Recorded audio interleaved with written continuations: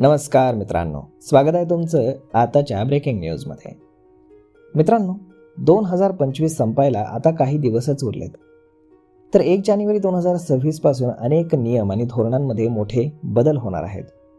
हे बदल थेट सर्वसामान्य नागरिकांवरती, नोकरदारांवरती, शेतकऱ्यांवरती आणि तरुणांवरती परिणाम करणारे ठरणार आहेत.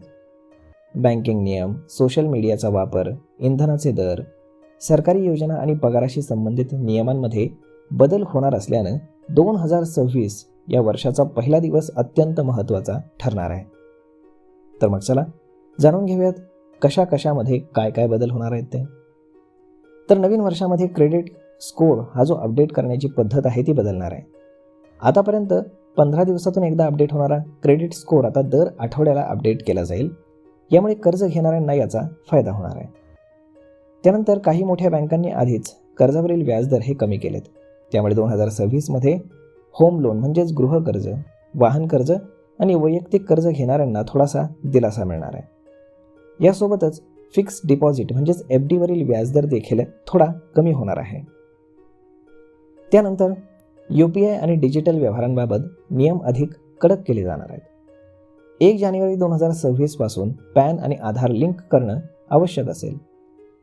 1 जानेवारी 2026 पर्यंत ते लिंक न केल्यास बँकिंग तसेच सरकारी सेवांमध्ये अडचणी येणार आहेत.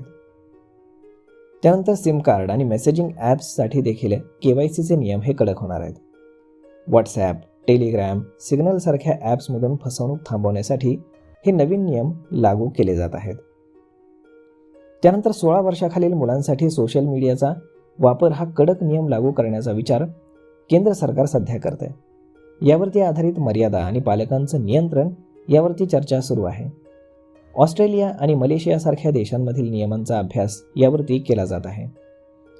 त्यानंतर प्रदूषण कमी करण्यासाठी काही शहरांमध्ये पेट्रोल आणि डिझेलवर चालणाऱ्या व्यावसायिक वाहनांवरती निर्बंध येण्याची शक्यता आहे. यामध्ये दिल्ली, नोएडासारख्या भागांमध्ये पेट्रोल वाहनांद्वारे होणाऱ्या डिलिव्हरीवरती मर्यादा घालण्याचाही विचार सुरू आहे. त्यानंतर 7व्या वेतन आयोगाचा कालावधी हा 31 डिसेंबर 2025 रोजी संपणार असून 1 जानेवारी 2026 पासून 8वा वेतन आयोग लागू होणार आहे. यामुळे केंद्र आणि राज्य सरकारी कर्मचाऱ्यांच्या पगारामध्ये मोठा बदल होणार आहे.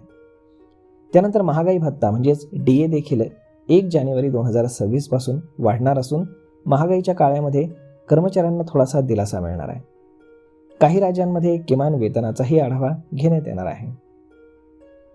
त्यानंतर उत्तर प्रदेश सारख्या राज्यांमध्ये शेतकऱ्यांना स्वतंत्र ओळख क्रमांक म्हणजेच फार्मर ID दिला जाणार आहे. PM किसान योजनेचा हप्ता मिळवण्यासाठी हा ID अनिवार्य असेल. हा ID नसल्यास पैसे मिळणार नाहीत. त्यानंतर PM पीक विमा योजनेतही मोठा बदल होणार आहे. आता जंगली प्राण्यांमुळे पीक नुकसान झाल्यासही तुम्हाला नुकसान भरपाई मिळू शकणार आहे.